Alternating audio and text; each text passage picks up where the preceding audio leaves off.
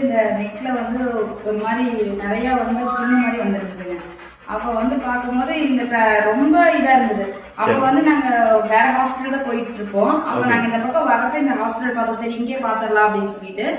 அப்ப நாங்க வந்து பார்க்கும்போது வந்துட்டு மேடம் இருந்தாங்க, ஹரிதா மேம். அவங்க கிட்ட நாங்க சொன்னோன்னா பார்த்தாங்க, கிளீன் பண்ணி விட்டாங்க, மெடிசன்ஸ் கொடுத்தாங்க.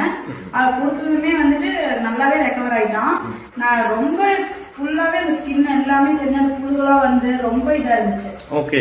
அப்புறம் வந்துட்டு பார்த்தோம் அப்படின்னா ஒரு 2 months நல்லா ரெக்கவர் ஆயிட்டான், எல்லாமே ஆயிடுச்சு. இப்ப நாங்க அகைன் வந்து செகண்ட் டைம் வந்திருக்கோம்.